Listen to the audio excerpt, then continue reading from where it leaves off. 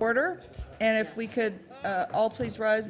Yes, Council Member Barr is going to lead us in a prayer this evening.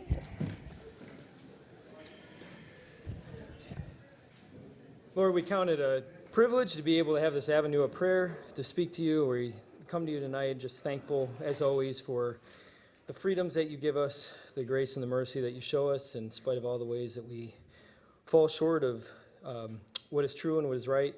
We just pray that as a community, that we could show love to one another. We pray that as a council, that we could be effective stewards of the resources that have been entrusted to us. You'd grant us wisdom to make wise decisions. And while we know that there are many who are always dealing with various troubles, we particularly also want to remember tonight the Zielinski family as they continue to grieve the loss of their son. Pray that you would be with them and that you'd be with us in this evening. We pray these things in your name. Amen. Amen. Thank you, Councilmember Barr. Good evening, and welcome to the 1,960th regular meeting of the Livonia City Council. This is a voting meeting.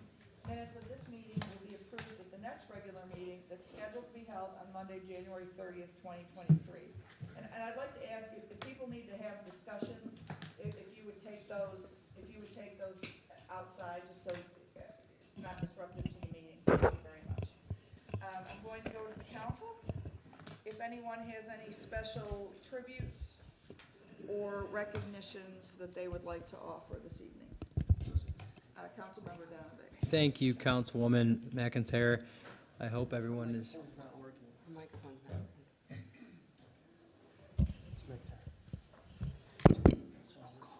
You gotta push your microphone over. Hers isn't working. I think it's the floor, thing on the floor. Okay. Yeah, I'm just gonna move over here.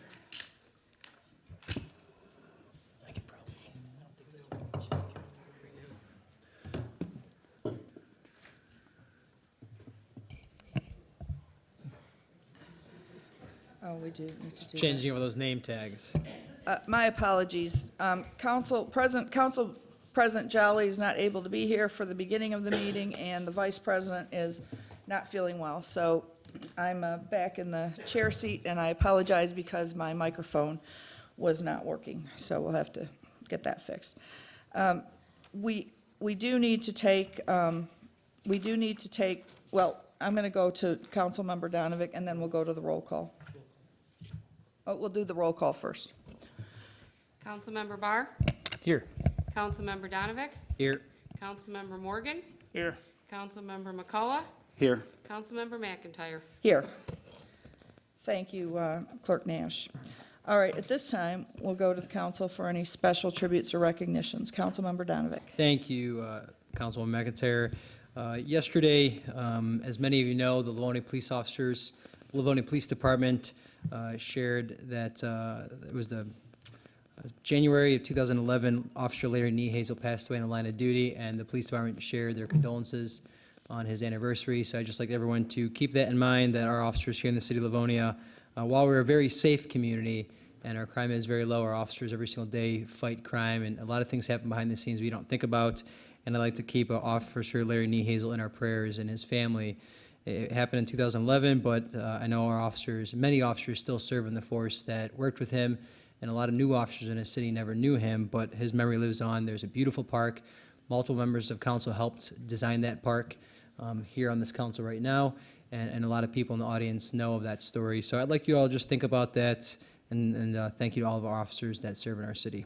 Thank you, Madam President. Councilmember Donovan, would you mind if maybe we offered a moment of silence in memory of Officer Niehazel's ultimate sacrifice, serving others, and with prayers for the Niehazel and Cade families?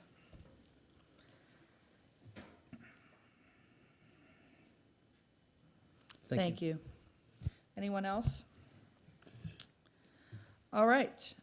At this time, we'll have the presentation of the minutes for the regular meeting of the City Council that was held on January 14th.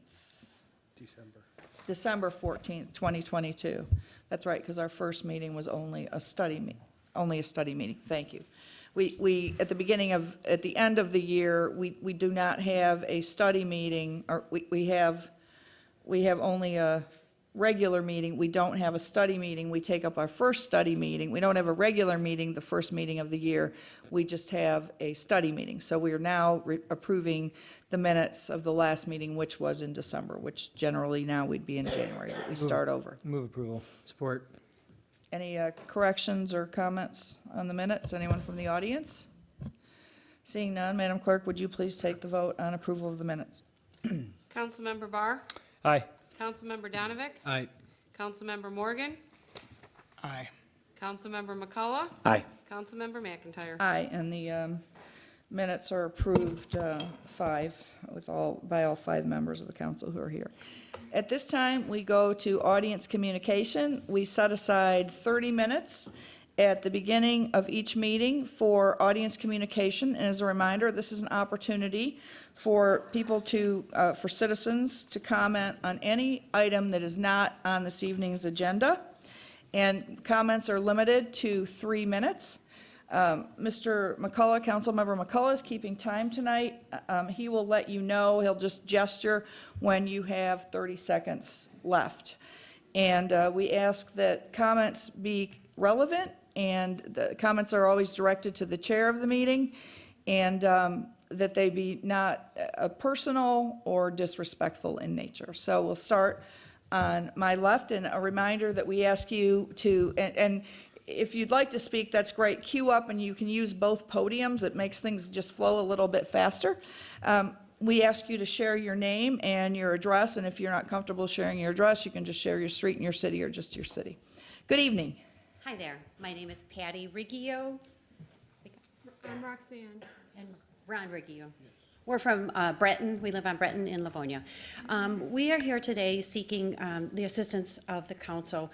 We have had an issue with the Livonia Community Transit declining services for Roxanne. She is an individual that lives within Livonia who has special needs, and as you know, the service provides for seniors and people with special needs. And just a quick background, she is part of a program that's called the Livonia Living and Enrichment Community Center.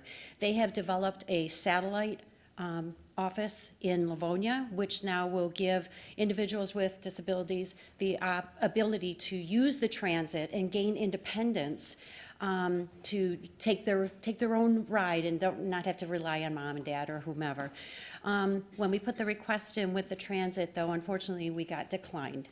We feel that in this world of inclusivity, we need to make sure that we are providing services for all of our individuals within the city of Livonia. So I would really ask you to take a look at that and see what's kind of missing in that service, that that it's unable to provide services for all individuals that are due it.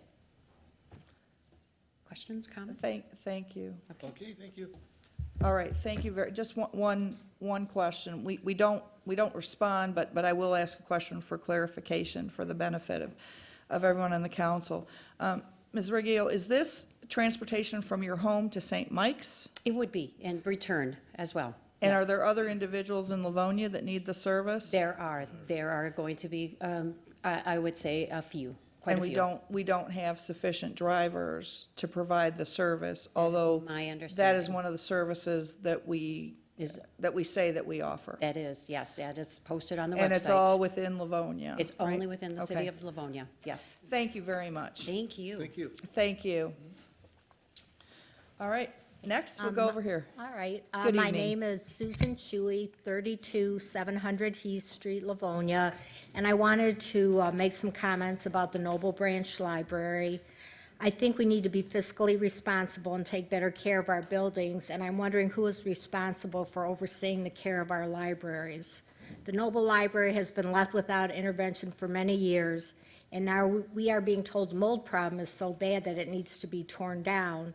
And I'm just wondering what repairs were attempted and when it was closed in 2019. If it does need to be knocked down, I would propose that we build our new senior center there. It's a beautiful location. Sheldon Park is a jewel of the neighborhood, and it would be a good meeting place for residents from the south side of Livonia. It would really add to the activity, too, if you would open the pool, which has not been open in spite of the cost of putting in a brand-new deck. There is so much immediate in the area to serve the community, grocery stores, restaurants, et cetera. Maybe this would be a better downtown for Livonia, also next to historic Rosedale Gardens. We do not need more strip malls, homes, or apartment buildings from developers.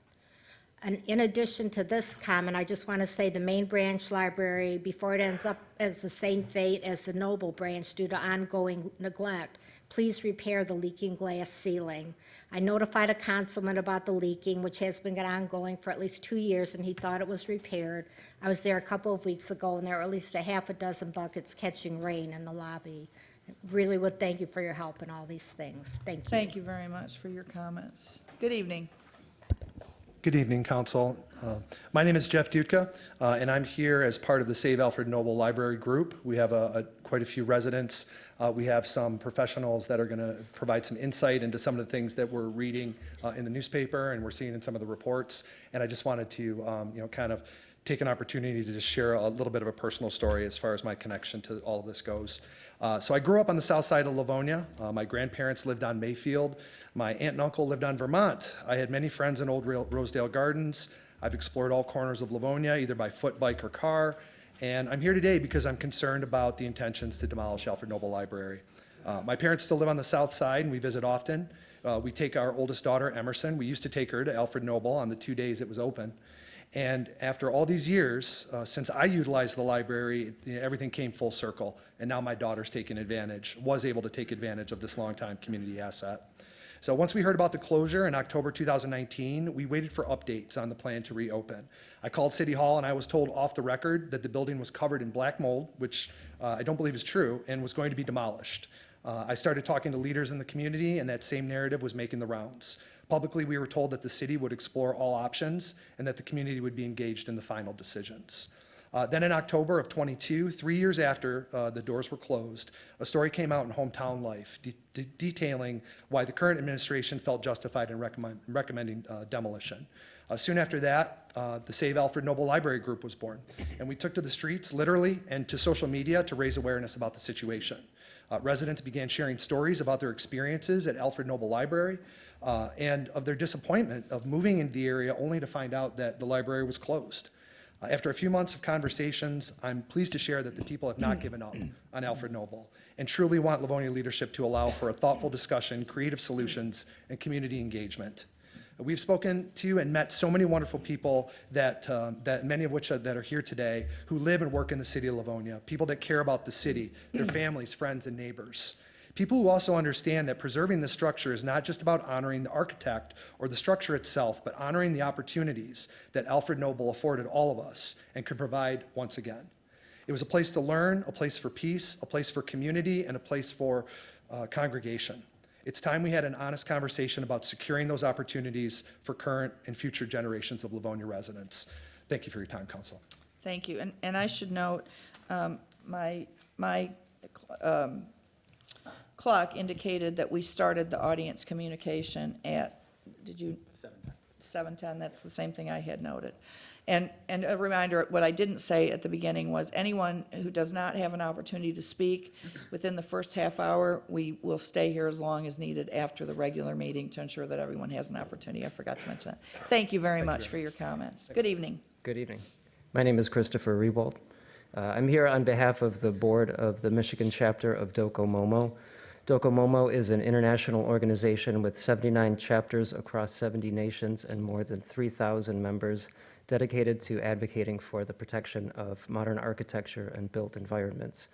I'm here to communicate our opposition to the proposed demolition of the Alfred Noble Library and to introduce a statement to the council from our board. This statement outlines the significance of the building's place in history and the importance of its architect, Gunnar Burkert, whose career was highly regarded internationally and whose work remains important today. We've not seen any evidence that this building is beyond repair or otherwise unworthy of reuse. In fact, the damages cited in the reports, which are common for poorly maintained or abandoned structures, could easily be remediated.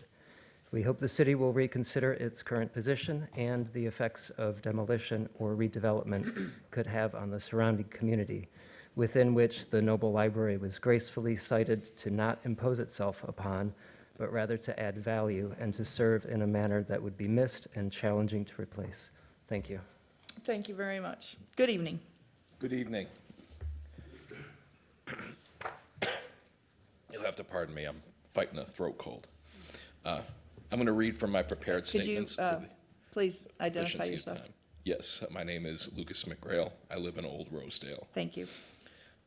I hold 2 degrees in architecture from the University of Detroit Mercy and Lawrence Technological University.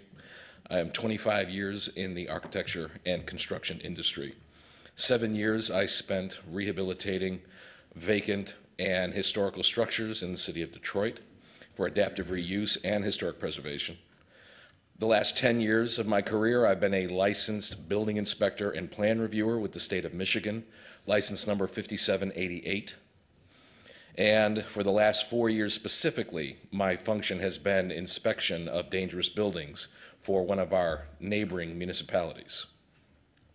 That being said, I am concerned over the misinformation and false narratives that have been disseminated throughout the media and the community about this property. Specifically, the building assessment that was formulated by OHM in their 5-page report indicating a list of deficiencies and violations that do not show a building that is dangerous or structurally compromised. It is not a clear and present danger to the public. The deficiencies are self-inflicted wounds due to lack of property maintenance. There is no legitimate or viable reason for it to be demolished when salvation is possible with minimal to moderate effort. The cost of rehab, as listed in their analysis, is a bargain at twice the price. So the question is, why spend more than $250,000 to demolish the library when alternatives to demolition have not been explored? I also wish to address the inaccuracy of the cost analysis. This is particularly one of my specialties, and the analysis of an existing conditions of a property such as this is not the appropriate forum to discuss costs associated with demo, rehab, or rebuilding. In addition to that, these demo costs do not list abatement or remediation of hazardous material. OHM carried contingency values that are either shockingly low or far too high, and design fees that are not on par with the average for my industry. And in conclusion, I would like to say that the rehab costs carried a value for furniture, which is unknown and unknowable at this time, so it shouldn't be on the list of cost analysis. This is one firm's opinion. It would be negligent to vote on demolition without publishing an official RFP and comparing at least 3 actual proposals 10 seconds. for demo, rehab, and new build. Please do not amputate our neighborhood. When you have a cut on your wrist, you don't cut off your arm. That's time. Thank you. Thank you very much, sir. Okay, nope. This is not appropriate. This is a meeting for everyone to get a chance to talk. Every time we have that, cuts into the time available for people to talk before the meeting. So I'll ask you to please hold your applause and other indications, verbal indications of support or non-support for a speaker. Good evening. Hi, my name is Paula Johnson, and I live on Vermont Street in the State Street area. And I am here with concern about the demolition of the Alfred Noble Library. So I just want to make 4 points to consider. That library has served 3 generations in my household. I used it as a graduate of Churchill. My son used it as a graduate, Franklin, and my granddaughter would take up there for the summer programs. Second point, it kind of matches the mid-century modern that has been built all around that area. I think it's an iconic design by a renowned architect, and I think we should cherish it instead of tearing it down. Third point is a lot of those homes have asbestos or leak or whatever, and we use abatement or however we fix them. We don't tear them down. You know, those homes are of the same, or probably even older era. And my fourth one is that the city on the south end is neglected, I think. We don't have the pool, we don't have a library, we don't have fire department. So whenever there seems to be a problem, it comes from the south end. And I think we need our share back as taxpayers. Thank you very much. Good evening. Good evening, council members. My name is Joe Paquette. I'm the only Paquette on Roseland Street in Livonia. Current events, okay? I think we can all say that libraries are good for our mental health, right? Okay, excuse me. Libraries Nope, are good. no, sir, everything gets I'm sorry. addressed up here. Excuse me, I'm sorry. That's I've never okay. done this. Yep, I live in a neighborhood that's part of a community, and we are all community. And I understand being pragmatic. We moved into the neighborhood in 1972. I am a graduate of Churchill High School and Schoolcraft College.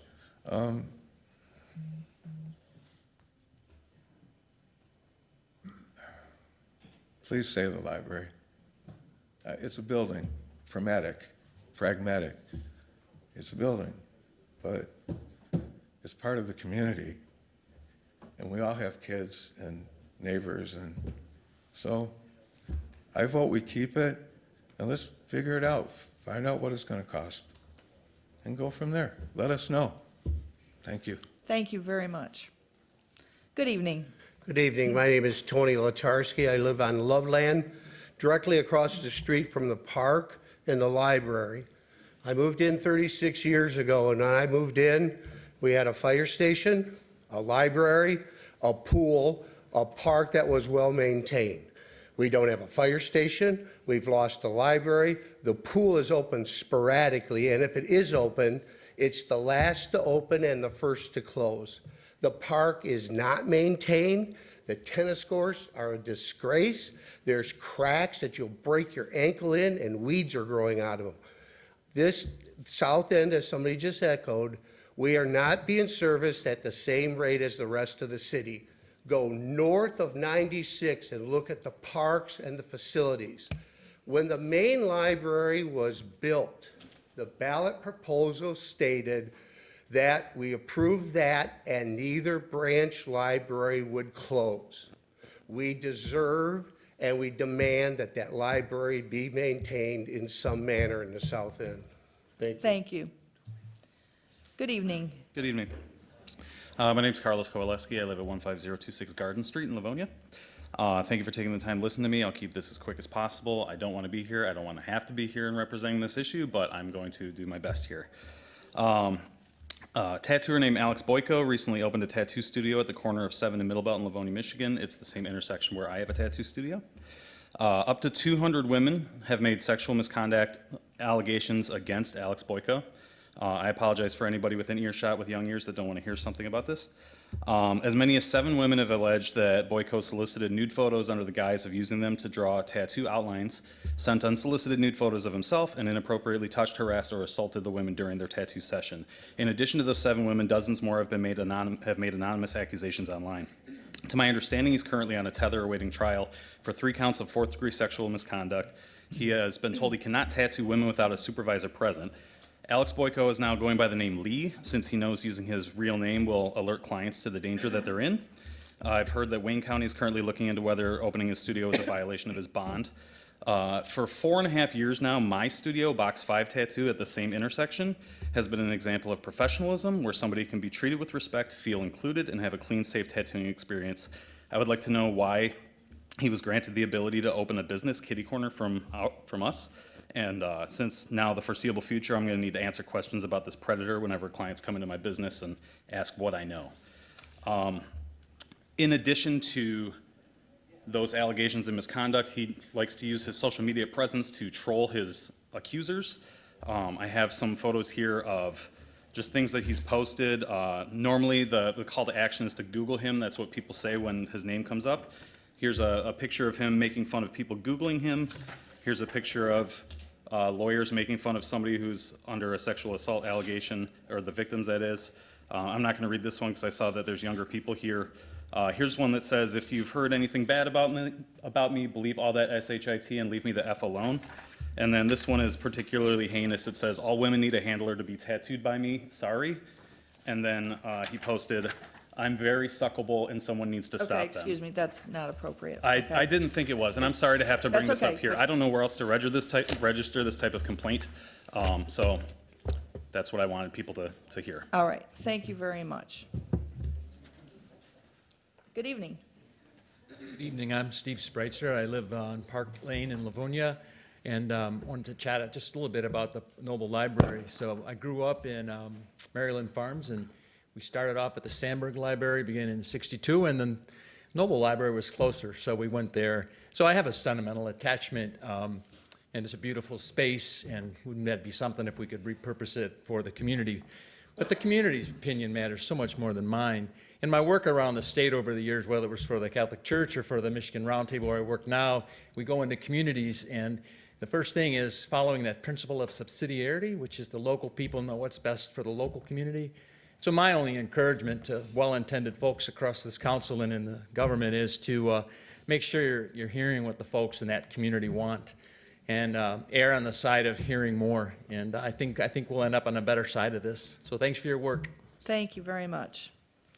Good evening. Good evening, Council. I'm a resident of, my name is Greg Danick.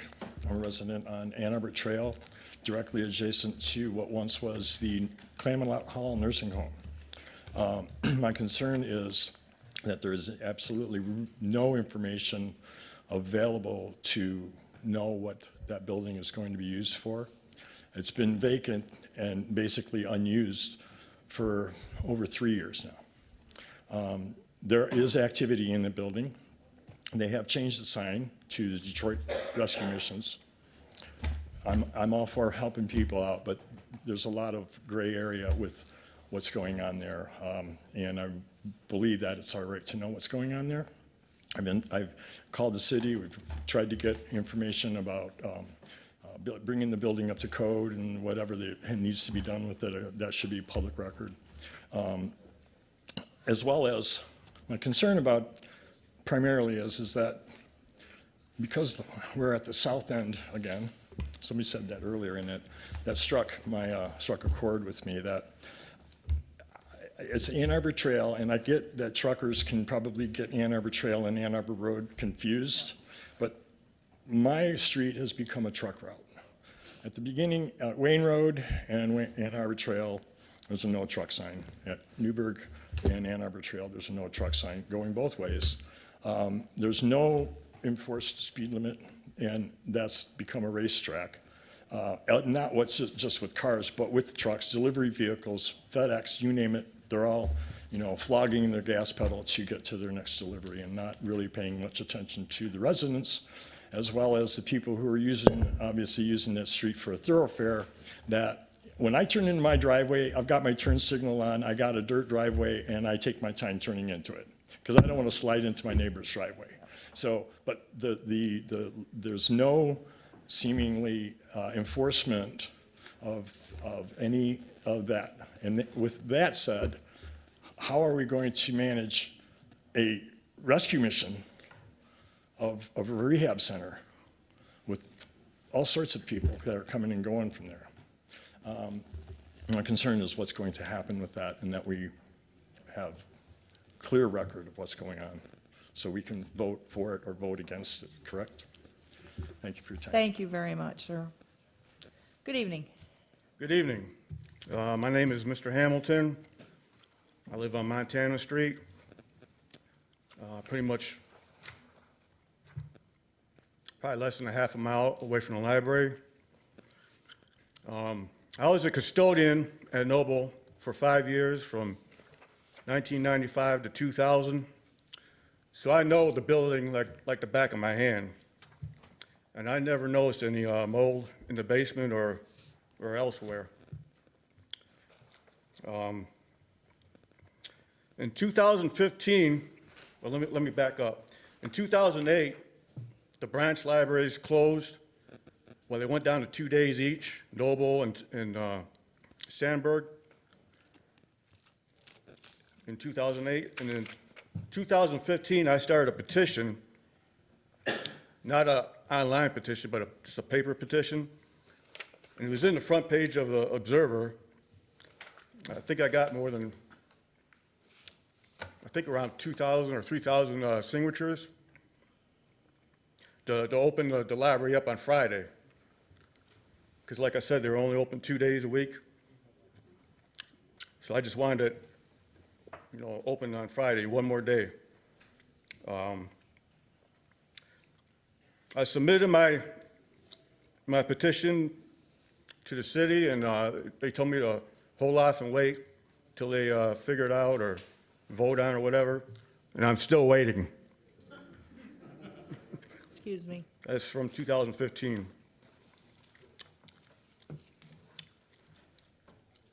Closing up, I just think it's a noble cause to save Noble. Thank you, sir.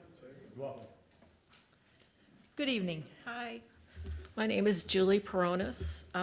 I moved to my now husband's beautiful home on Ingram Street in Old Rosedale about 20 years ago from Troy. And one of the first things I noticed was this beautiful library right down the street. It kind of reminded me where I grew up in Northwest Detroit, mid-century, post-World War II, low-slung building, beautiful, and then everything around it. I have partaken of the pool a few times. But I'll leave the nuts and bolts as far as rehabbing that building to people who are in the industry. But I do want to mention, every day you just read about rehabbing of old buildings all over Detroit, and especially Detroit, where they're probably the most neglected. Just this past week in the Free Press about the reflecting pool at Wayne State. Recently, a building from 1929 became a new health and wellness center in Detroit, occupied by private massage therapists, estheticians, visual artists. Prior to that, a vacant church in Detroit from 1911, stately Romanesque style, called the Shepherd, with a lot of mixed use. So I am very concerned about the building staying in use. And I'm sure maybe some of you have watched a documentary on PBS about the Hudson's building coming down, and Carmen Harlan mentioning that be very careful before you take these down, because once they're gone, they're gone. What I've noticed since I've been here in Livonia on Plymouth Road is the stuff that's replaced current buildings. A few years ago, it was a bunch of Walgreens that are no longer there, that are crumbling. Now it seems to be chicken restaurants. I don't want to live in that kind of environment where everything just comes down very quickly. So thank you. Thank you very much. Good evening. My name is Heather Fowler. I live at 9311 Iowa Street. That's in the State Streets neighborhood, just south of Noble Library. I'm a homeowner, and I have 2 small children. We take our kids to all of the Livonia parks and all of the libraries, and previous to it closing, we took my oldest daughter to the Noble Library before it closed. I also work at a history museum, so I appreciate the critical importance of preserving historic structures to our culture. My neighbors and I loved having a library within walking distance. Further, we loved having a beautiful structure next to a beautiful pool, next to a playground, next to a large green space. My neighbors and I want this entire space, this entire area to remain community-oriented. We would love to see the tax dollars invested in remediation, repair, and renovation of the Noble Library, not in demolition. We would like to see investments in the pool and the playground as well to preserve this historic neighborhood anchor. My neighbors and I do not want more houses and strip malls squeezed into our neighborhood in place of recreation, education, and culture. I've read that some of the city leadership does not understand or respect the value of historic structures. As a taxpayer, preservation of an architecturally significant building is much more important to me than having new buildings, especially considering the many vacant storefronts along Plymouth Road already, as well as the rest of Livonia. Thank you. Thank you very much. Hello, my name is Allison Amon. I live on Farmington Road in Orange Lawn. I'm here to speak about the Alfred Noble Library and why I think it should make a comeback. The Noble Library was a big part of my life during elementary school. I had my first story time there. I got my first library card there. My dad has been saying for several years now that someday they will fix it up. Well, it's been a lot of days now, and I would really appreciate for to be back up and running. Thank you. Thank you very much. Good evening. I can be brief. So my name is Greg D'Onofrio. I'm actually a City of Plymouth resident. So I came here to talk about the library about like a lot of other residents here. I just wanted to kind of weigh in. So I spent the last 25 years restoring historic buildings in this community, specifically Northville and Plymouth. Just finished up a 3-year, really long restoration in Plymouth of a 1922 historic building. I have a passion for restoring historic buildings. I'll say that I've heard a lot about the OHM report and what was in it. I would just, ask council to really get multiple opinions on before any decisions are made about destroying that building. What I restored in Northville and Plymouth, the community said they should be bulldozed, the historic buildings. They were an eyesore, and everybody involved, or everybody that looked at them, said they'd be too expensive. So I put my money where my mouth was. 3 years, pretty much everything I'd earned in my 25-year career I put into that building, which is the Phoenix Mill building in Plymouth on Northville Road. A lot of the same issues. We had, shore up the foundation. We had, 1920s, 30s, 40s, 50s issues in that building. It was owned by the county previously and not maintained very well. So I would just say that it can be done, it can be saved, and I personally think we should be saving our historic structures. It makes this community kind of what it is, so thanks. Thank you very much. I'm going to cut it off. We should cut it off in 2 minutes, but since we have 2 people lined up, we'll go ahead and have both of you have an opportunity to speak before we start the meeting. If anyone else wishes to speak, you'll need to wait until the audience communication following the meeting. And also, if you spoke during audience communication before the meeting, you are not permitted to speak per the council rules at the session afterwards. So, good evening. Thank you. My name is Carolyn Dwyer. I live on California Street in the State Street area. I have a degree in architecture from Lawrence Tech. I'm currently president and founder of a nonprofit that provides pro bono interior design services to projects in need. We're working on a 150,000 square foot elementary school conversion in the city of Highland Park to make it a innovation community center for that area. So we're doing all the programming and researching to determine the functions of that space. There are 2 issues here. I see the historic significance of the building as an architect. That's dear to my heart. But more importantly, a library, when done well, is a connection for community and it's placemaking. And there's been some major renovations done. There's one that you can Google, it's fascinating, the City of Philadelphia, if any of you are familiar with that. And it's not just a library, there's makerspace, there's a recording studio, there's all this opportunity to combine the learning and the knowledge that we get from books and audio to expand that out. And so our view of libraries is changing in this 21st century, and I really think it adds value to community when you can show that kind of investment in those kinds of structures and what it means for property values and what it means for recruiting, honestly, future citizens to choose Livonia to live. And when the appearance is we put certain things over other things, then those are taken under consideration for those of us who live here and those of us who might want to live here. And just really wanted to make that case that it's not just a library, and even if the structure can't be maintained, I appreciate that. And if you need any help on interior design, we're happy to put a team on it. You name the firm. We have volunteers from every major firm in the Detroit area. Happy to help. Thank you very much for your comments. And this is going to be the last person before the, I indicated, I don't think, ma'am, that you were in line when I indicated. Yeah, so you'll need to wait until after, for the audience communication after the meeting, please. Thank you. Good evening. Good evening, Council. My name's Jennifer Negrand. I am a recent recent resident in Livonia and also to Michigan. I've been here 2 years now. Love it. Beautiful. I have to say, just hearing these kinds of things about a library that's being expected to be demolished and replaced with apartment buildings, I hear a few things.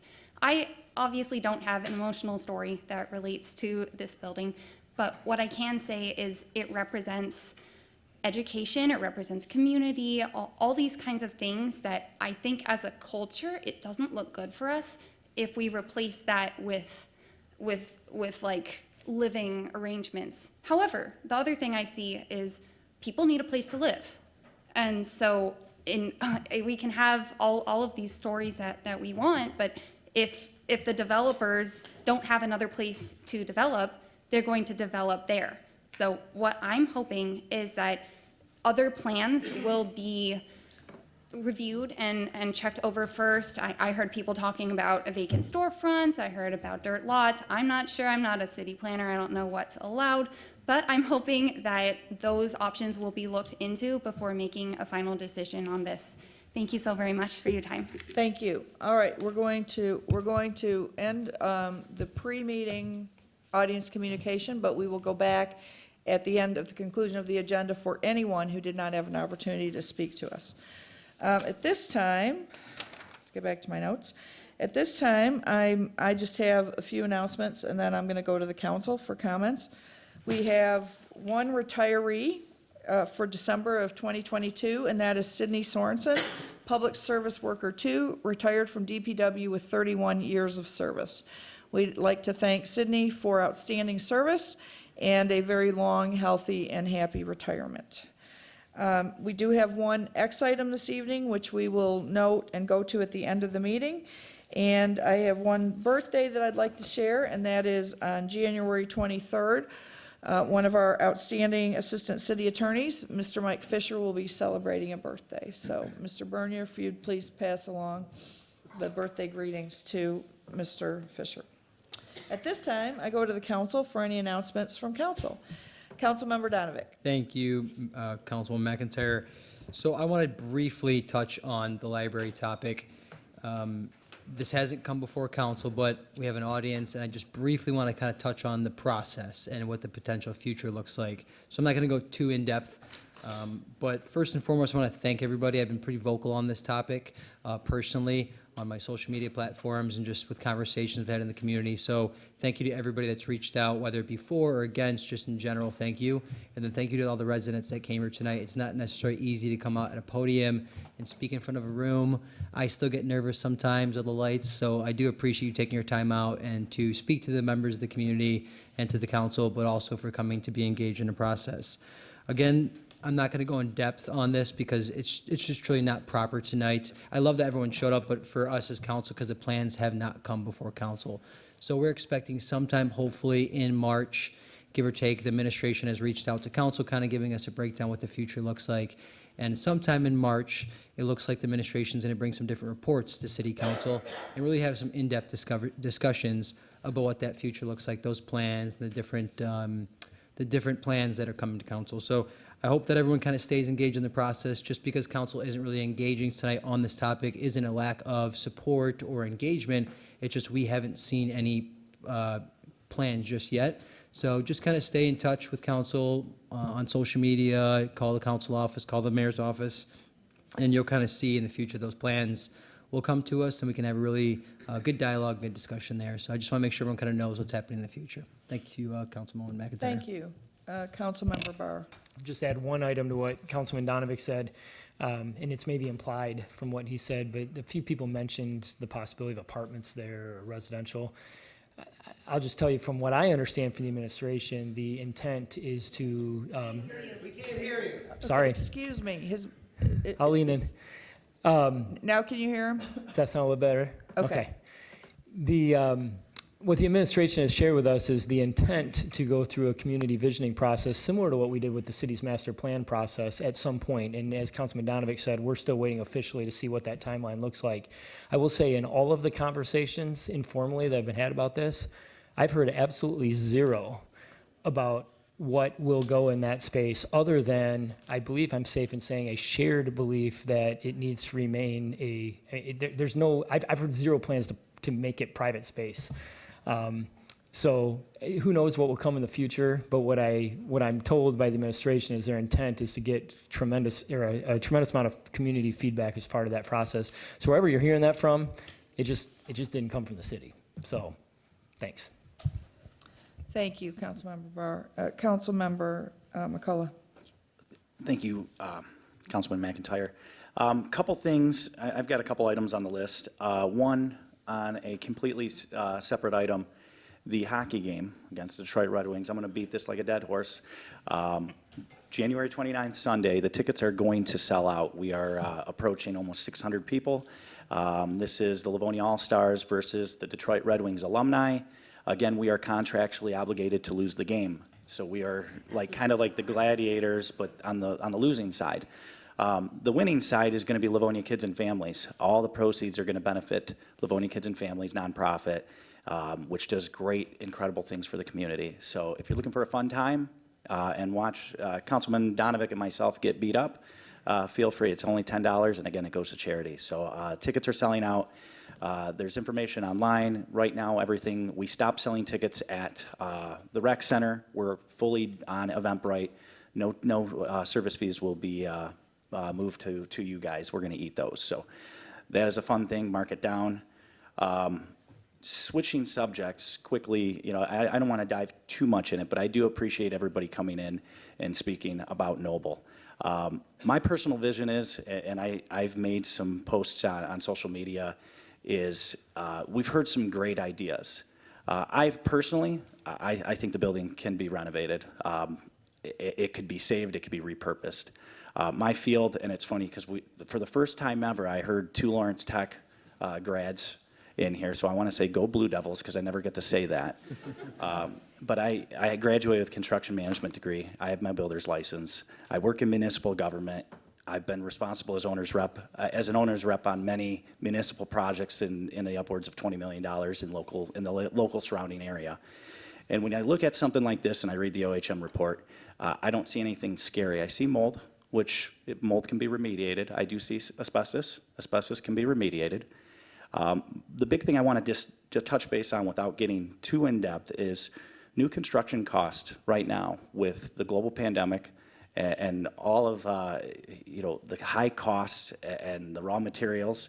You're looking at $350 to $450 a square foot for new construction. All right, that's a lot of money. Rehab cost, industry standards, $150 to $180 a square foot. So that's substantial.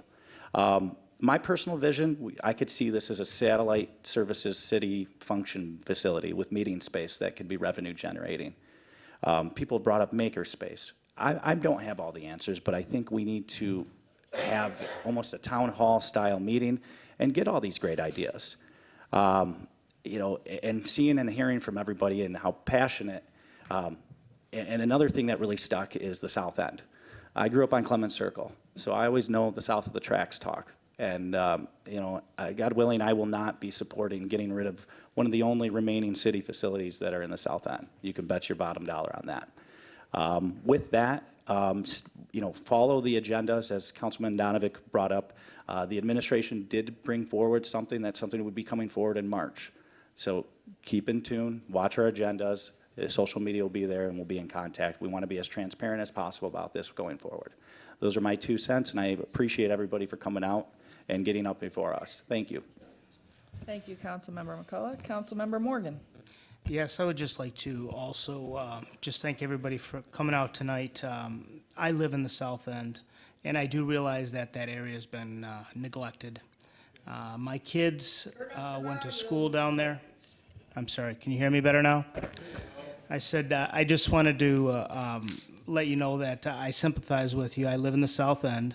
I realize that area has been neglected a little bit. The city does do their best to keep it up. Unfortunately, there's just been problems that have been compiling. My kids went to school down there, and every day after school, they would go to that library and stay there for hours. It's part of my family, and I would hate to see that go also, but We haven't had any definite plans, and we're going to still review that, and, hopefully the community can be involved, and we'll see what happens. Okay? Thank you. Thank you, Councilmember Morgan. And finally, I am the chair of the Public Safety and Health Committee and have been working to get a meeting scheduled to discuss the deer overpopulation in Livonia. And I'm going to ask the administration, I need some guidance as to what outside parties need to be at that meeting in order to make it, to gather the information that we need to understand what the options are. And I think there's a legal aspect through the DNR, and then I don't know if, Mr. Davis, I see our Parks and Recreation Director here this evening. I don't know if we need someone, from your part of the world or DPW, but I'd appreciate some input so we can get that scheduled and we know who we need to invite.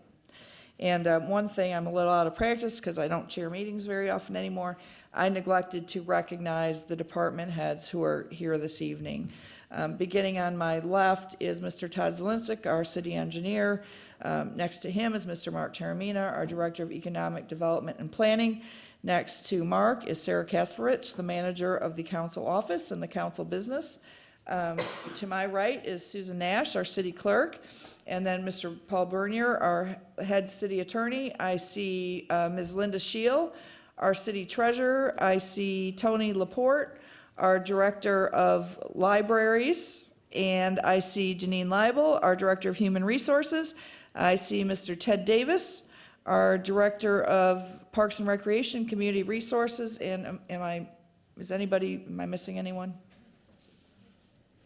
All right, I'd like to thank all the folks who are regularly here, who provide support for every one of these meetings, and for the department heads who are here this evening because they have business before us or oftentimes just come to be supportive and engaged. So thank you very much, and sorry I did not do that earlier. Please. Thank you, Councilwoman McIntyre. I did have a housekeeping item from engineering to put an item in the Capital Outlay and Infrastructure Committee, and I almost forgot. We recently had a needs assessment through Plant Moran Cressa. That report has been brought forward, and I've been asked to throw it into Capital Outlay and Infrastructure for discussion. I'm looking for support. Support. Thank you, Mr. Donovan. Discussion? All right, anyone from the audience? Mr. Councilmember McCullough has asked that we take a report from Plant Moran Cressa regarding The needs assessment that was completed last year. needs assessment for the city and put it into the Capital Infrastructure Committee of the City Council. All right, Madam Clerk, would you please take the roll call vote on that? Councilmember Barr? Aye. Councilmember Donovic? Aye. Councilmember Morgan? Aye. Councilmember McCullough? Aye. Councilmember McIntyre? Aye. And the resolution carries, and so we will go ahead and put that item, Mr. McCullough, into the Capital Outlay Committee. Thank you. All right, now we'll move ahead with our consent agenda. Items 1 through 9 are on the consent agenda. They're voted on as one item. It doesn't mean that they're any less important than any other item, but during our study meeting, they were deemed not to be controversial in nature. Does anyone from the audience have any comments on any items on the consent agenda? Seeing none, council? Madam President, I will move approval of the consent agenda. Support. It's 1 through 19. Pardon me? 1 through 19, thank you. Apparently, not only have I not chaired recently, I have a problem with number recognition. 1 through 19, thank you, Councilmember Morgan. All right, and this is where I should have asked if anyone has any, from the audience has any comments. Seeing none, Madam Clerk, would you please go ahead and take the roll call vote on the consent agenda? Councilmember Barr? Aye. Councilmember Donovic? Aye. Councilmember Morgan? Aye. Councilmember McCullough? Aye. Councilmember McIntyre? Aye, and the consent agenda carries with affirmative votes by all 5 members who are here this evening. All right, now we move to our unfinished, to make sure our unfinished business. And the The first item is a meeting of the committee, and this was the meeting of the Economic Development Strategic Planning and Technology Committee. The committee met on January 4th, 2023, and the subject of a master plan for Greenmead Historical Park. And this goes to Mr. Donovic, who's the chair of that committee, if he would please give us a readout on the committee meeting. Thank you, Councilwoman McIntyre. Again, Economic Development Strategic Planning Technology Committee was held January 4th at 7 p.m. For the subject matter of the master plan for Greenmead Historical Park. I'd like to thank Mr. Davis from Parks and Rec, the Parks Commission, the Historical Commission, and all parties that were involved. Multiple members of this council also participated on that think tank, and they did a really exceptional job. We held a meeting before, and this was a second meeting. The meeting was called to order at 7 p.m. All members of council were there, multiple city officials were there, and representatives from Wade Trim, which is the consulting firm that helped create this master plan. We were led in a presentation by Mr. Arthur Mullen, who was addressing some main points of modifications and concern to this plan, with the emphasis on the community gardens and what the makeup of the entire plan would look like. A lot of talk was around drainage and soil, making sure that is done correctly, working to strengthen the public and private partnerships, in addition to petting zoos and hobby farms and other kind of attractions that would be there for our guests to enjoy. There was some discussion about partnering with educational institutions because there are potential opportunities with different universities across the state of Michigan that would work with Greenmead Historical Park. There was talks of rehabilitation for different buildings in the site, bringing them back to their charm, seeing what those sorts of costs would be like, and what that entire area would look like. The plan is a living document. It's not a binding document. It's meant to look at from a large perspective, a 50,000-foot perspective, because changes will evolve over the course of time with new councils and new leadership and new innovative ideas and new funding mechanisms. So this plan isn't black and white. It's not the only plan, but it is a plan that will help guide us into the future with different ideas. Councilmember Barr offered the approving motion for the Greenmead Master Plan, and I'd like to note that the Parks and Rec Commission and the Historical Commission both voted to support this plan as well. And that concludes my comments for that committee meeting. Thank you. Council? Madam Chair.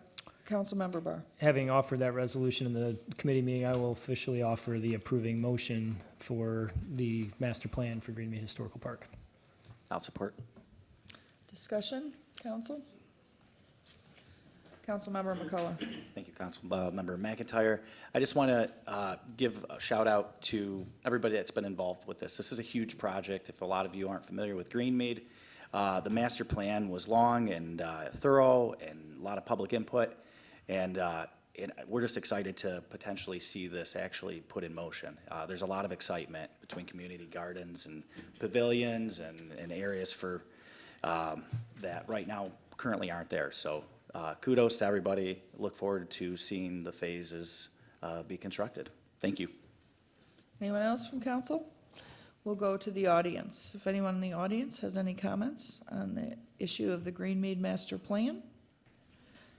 All right, seeing none, Madam Clerk, would you please go ahead and take the roll call vote? Councilmember Barr? Aye. Councilmember Donovic? Aye. Councilmember Morgan? Aye. Councilmember McCullough? Aye. Councilmember McIntyre?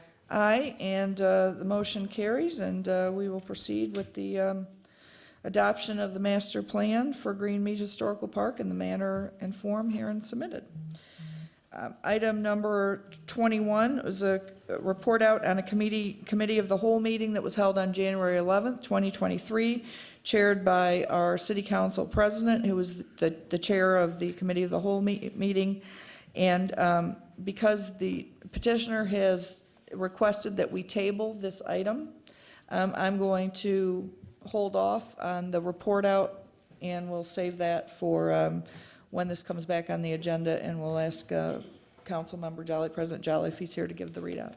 Mr. Bernier, there are no problems, correct, with holding off on the readout from the meeting? All right, with that, we move on to item number, I'm sorry, I've got to get my pages in order here. Item number 21, 21B. That also was a meeting of the Committee of the Whole, and I will give the readout. I apologize. It was not my meeting, and I have to find, here are the notes on that meeting. Since President Jolly is not here, but we are going to vote on this evening, I will go ahead and give the readout from the committee meeting, the Committee of the Whole meeting that was held on January 11th, 2023. The members of the council present were all members of the council. And in addition, we had Mayor Brosnan, Linda Scheel, our city treasurer, Susan Nash, our city clerk.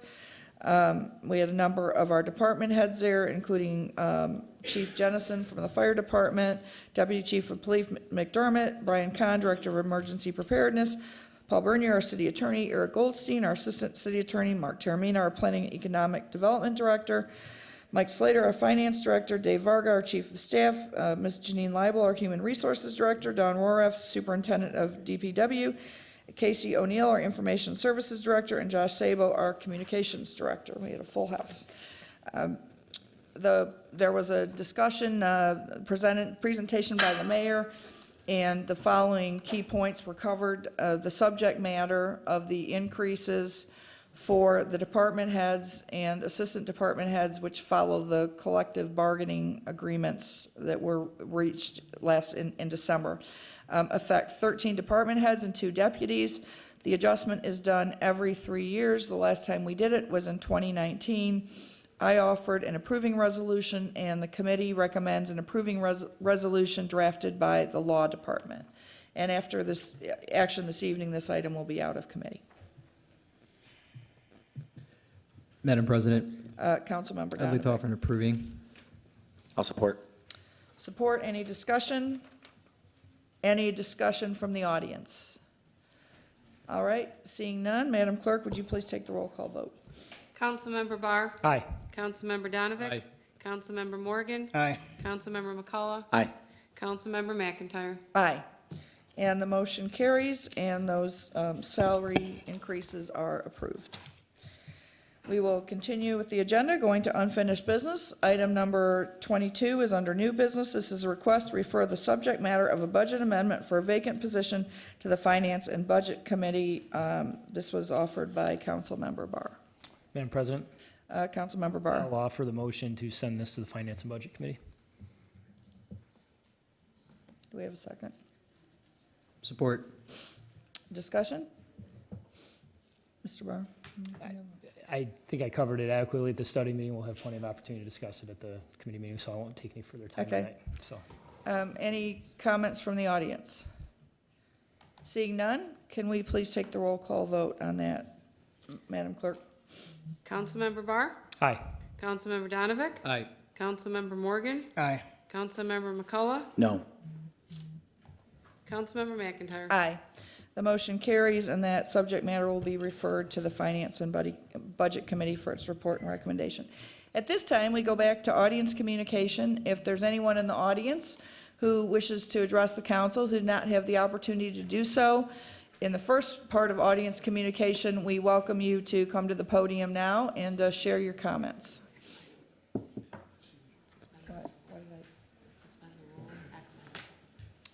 Oh, thank you. Madam President. Yeah, hold on, we have an X item, we have one more item to do that's out of the usual, and then we will get to you, I promise. You can sit right there next to the podium, and I promise you will get your opportunity.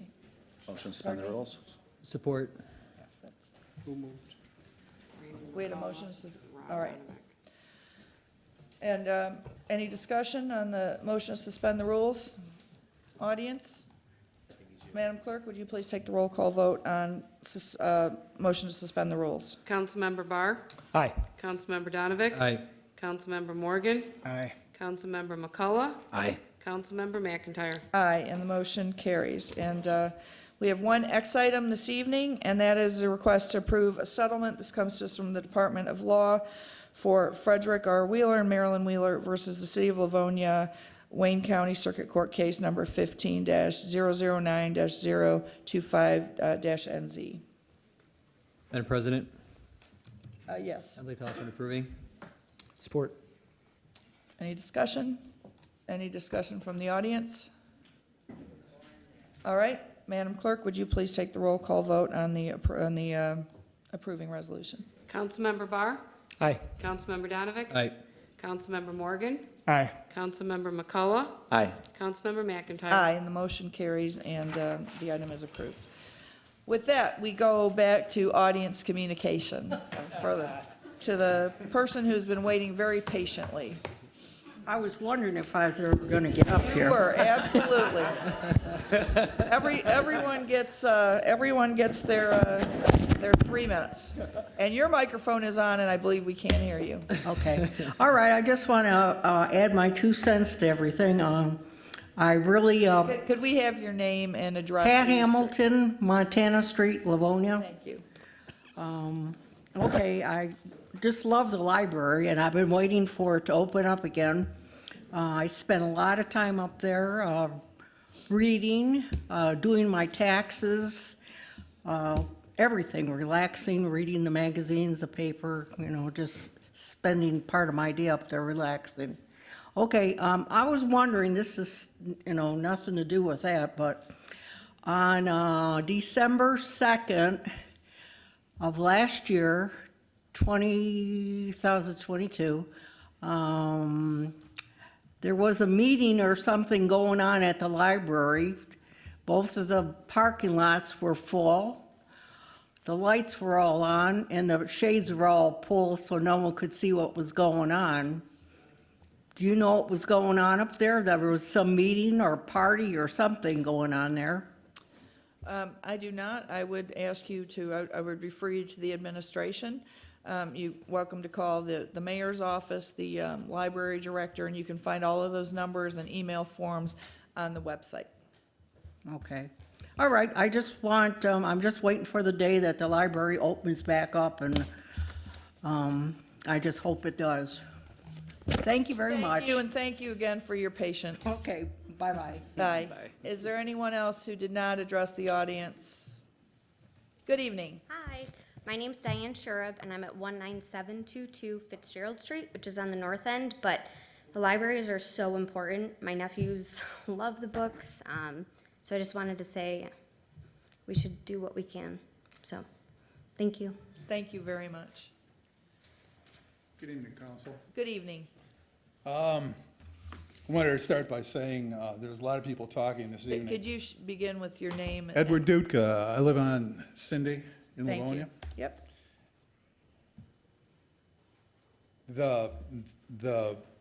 The fact that a lot of people have mentioned some of the services that the South Side doesn't have right now, it made me think of a Jim Croce song about the South Side of Chicago, but in my case, it's the South Side of West Chicago. I just want to make that clear.